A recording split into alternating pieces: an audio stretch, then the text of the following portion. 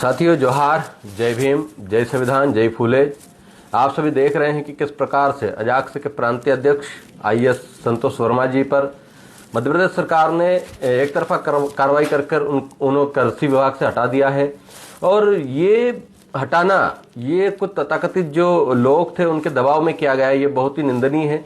ये खुले रूप से एक आदिवासी आईएएस को हटाकर मध्य प्रदेश की सरकार आदिवासी आईएएस का अपमान कर रही है, साथ ही साथ आदिवासियों का भी अपमान कर रही है।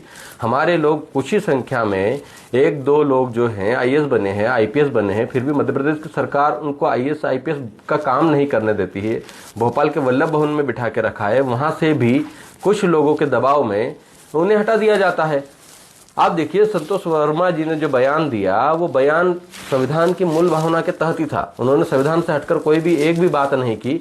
अभी जो पहला मुद्दा था कि बेटी दान और जो भाषण चलाया जा रहा था उस पर आरोप प्रत्यारोप किए जा रहे थे, जब मीडिया को और सरकार को समझ में आया कि संतोष वर्मा जी ने उस पर कोई गलत नहीं कहा तो फिर मीडिया ने एक चीज चलाना शुरू कर दी। और वो चीज की जब सिविल जज की एग्जाम हुई उसमें 0.20 नंबर से हमारे कैंडिडेट को रोका गया। इस बात की बात अगर पढ़ा लिखा वर्ग नहीं करेगा, एक आईएएस आईपीएस अधिकारी नहीं करेगा, तो गांव में जो खेती कर रहे हैं, जिनके बच्चे सिविल जज की परीक्षा की तैयारी कर रहे हैं, उन्हें तो पता ही नहीं है कि 0.2 नंबर होता क्या है, किस कारण हमारे बच्चों को रोका जा रहा है। भाई, एक अजाक्स जो संगठन है, एसटीएससी कर्मचारी अधिकारियों का संगठन है, उनकी कर्मचारी अधिकारियों के लिए तो बात करना ही है, लेकिन उनको समाज के जो लोग हैं, जो बच्चे हैं, जो युवा हैं, समाज के और दूसरे तबके के बारे में भी बात करना है, क्योंकि वो शिक्षित होकर अगर उच्च पदों पर पहुंचे तो उनकी सामाजिक जिम्मेदारी बन जाती है। उनकी सामाजिक जिम्मेदारी होती है कि वो अपने समाज के हर वर्ग की बात करे और वो शासन स्तर तक पहुंचाए कि हमारे लोगों के साथ ऐसा भेदभाव क्यों हो रहा है। ये हम लोग बार बार कहना चाहते हैं। मध्य प्रदेश की सरकार ये गलती कर चुकी है। हम स्पष्ट मध्य प्रदेश की सरकार को चेतावनी देना चाहते हैं। जिस प्रकार से संतोष वर्मा जी को आपने हटाकर जो दुस्साहस किया है, जो भेदभावपूर्ण रवैया किया है, ये पूरा देश देख रहा है, ये प्रदेश देख रहा है। आपको याद होना चाहिए कि आदिवासियों की 47 सीटें रिजर्व आदिवासियों के पास विधानसभा की सीटें हैं, 35 सीटें दलित समाज की सीटें हैं और 67 सीटें ओबीसी समाज की सीटें हैं।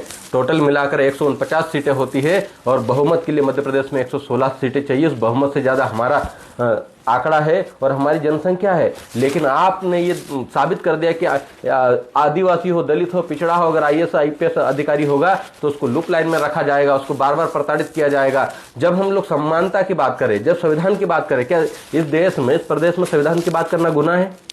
सरकार हमें बताए, क्योंकि सरकार क्या कह रही है कि संविधान की बात करोगे तो आपको हटा दिया जाएगा, निलंबित कर दिया जाएगा, लाइनें टच कर दिया जाएगा, आपको दूसरे विभागों में भेज दिया जाएगा। किसी की 3% लोगों की बातों में आप मनुवादियों की दबाव में आ गए। आपको ये जानकारी नहीं कि इस देश में 90% एसटी एससी ओबीसी के लोग रहते हैं और इस बात का जवाब हम भोपाल पहुंच कर देंगे। आपने जरा सा मंत्रालय घेरने की बात उन तथाकथित लोगों ने की, आपने तुरंत संतोष वर्मा जी को वहां से उनके पद से हटा दिया। अगर हम लोग भोपाल में कह दे कि हम लोग सीएम हाउस का घेराव करने आएंगे, तब आप क्या करेंगे?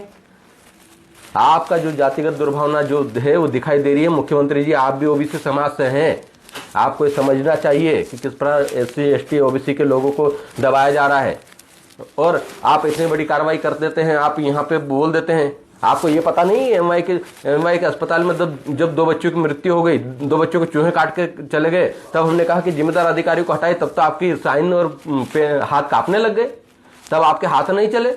और जिन्होंने संविधान की बात की उनके खिलाफ सिग्नेचर करने में आपके हाथ नहीं कांपे हैं। आपने एक आदेश दिया और उस आदेश को केंद्र सरकार तक भेजा कि इनको बर्खास्त की जाए। मतलब आपके दिलो दिमाग में भी वो मनुवाद की विचारधारा भरी हुई है। वो मनुवादी लोग जो कह रहे हैं वो करना चाहते हैं। और आपको स्पष्ट कर देना चाहता हूं, यह देश मनुवाद से नहीं चलेगा, यह देश मनुस्मृति से नहीं चलेगा, यह देश से चलेगा तो भारत के संविधान से चलेगा। और हम लोग जेएस हो, ओबीसी महासभा हो, भीम आर्मी हो तथा एसटी एससी ओबीसी के तमाम जो सामाजिक संगठन है, हम लोग 18 जनवरी 2026 को उस ताकत का एहसास मध्य प्रदेश की सरकार को भी कराएंगे और दिल्ली की केंद्र सरकार को भी कराएंगे। जब आप हमको एसटी एससी ओबीसी को कमजोर करने की समझने की कोशिश करेंगे, हम अपनी ताकत का एहसास कराएंगे। और मैं फिर एक बार चेतावनी देता हूं कि आईएएस संतोष वर्मा जी को उनके मूल पद पर वापस करें, वरना 18 जनवरी 2026 को संविधान की किताब हाथ में लेकर, हम लोग संवैधानिक लोग हैं इसलिए हम कलम और कागज की लड़ाई लड़ रहे हैं। हमें मजबूर मत कीजिए टंटे बिल और बिरसा मुंडा के हथियार उठाने पर। जिस प्रकार से कुछ तथाकथित ब्राह्मण समुदाय के लोग, मनुवादी लोग जो फरसा लेकर सड़कों पर उतरे थे, हम लोग भी हमारा पारंपरिक हथियार लेकर, तीर कमान थैलियां लेकर उतर सकते हैं, गोफन लेकर उतर सकते हैं, लेकिन हम लोग संविधान को मानते हैं। और मध्य प्रदेश की सरकार हो चाहे भारत की सरकार हो, संविधान से संचालित होती है। आप असंवैधानिक काम मत कीजिए, स्पष्ट हमारी चेतावनी है, जेएस की चेतावनी है। आप असंवैधानिक काम करोगे तो शहर के जो सौहार्द बिगाड़ने वाले लोग हैं, ये शहर का सौहार्द बिगाड़ रहे हैं। हम सौहार्द सुधारना चाहते हैं।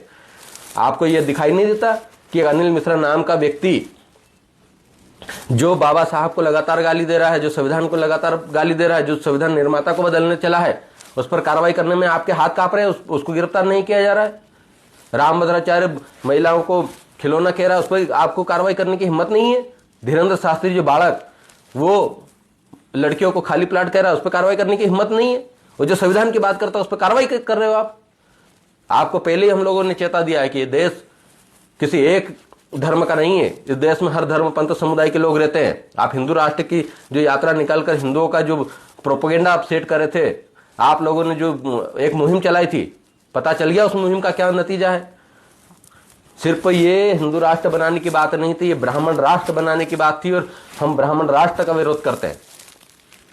हमको ब्राह्मणों से कोई तकलीफ नहीं है, लेकिन ब्राह्मणवाद से हमको तकलीफ है, जो बार बार हमको कहता है कि ब्राह्मण उच्च है, बाकी सब लोग नीचे। इन लोगों को मल खिलाओ, मूत्र पिलाओ, इनके कानों में शीशा जलता हुआ शीशा डाल दो। उस बात से हमको तकलीफ है और ये तकलीफ हमेशा रहेगी। और जिस दिन मैं कह रहा हूं, अभी हम लोगों ने इस देश के सिर्फ 0.5 लोगों को, 5% लोगों को हम लोगों ने भोपाल में बुलाया है। सिर्फ 5 लाख लोगों को हमने आने का आह्वान किया है। अगर ऐसी स्थिति चलती रही तो पूरे देश के 90% लोग अगर सड़कों पर आ गए, उस दिन संविधान ही संविधान हर जगह दिखाई देगा। उस दिन कलम और कागज ही हर जगह दिखाई देगा। इस बात को चाहे मध्य प्रदेश की सरकार हो, केंद्र की सरकार, कान खोलकर सुन ले। और बार बार जो हमारे ST SC के अधिकारी कर्मचारी को प्रताड़ित किया जा रहा है, इनको प्रताड़ना करना बंद करे। आइए संतोष वर्मा जी का वापस अपने विभाग में पदस्थापना करे। और इन कुछ तथाकथित जो मनवादी लोग हैं, जो ब्राह्मणवादी लोग हैं, जो लोग अपनी व्यवस्था बनाकर, दबाव बनाकर सरकार को डराना चमकाना चाह रहे हैं, इनको आप खदेड़ना शुरू कीजिए, वरना ST SC OBC समाज सड़कों पर जगह जगह निकलेगा। अब हमने बोल दिया है। आपने कहा कि कितने संतोष वर्मा आएंगे देख लेंगे, अब हमने भी कह दिया, अब हर घर से संतोष वर्मा निकलेंगे। अब देखो कितने संतोष वर्मा को आप देख सकते हो। बहुत बहुत धन्यवाद। जोहार, जय आदिवासी, जय संविधान, जय फूले, जय भीम।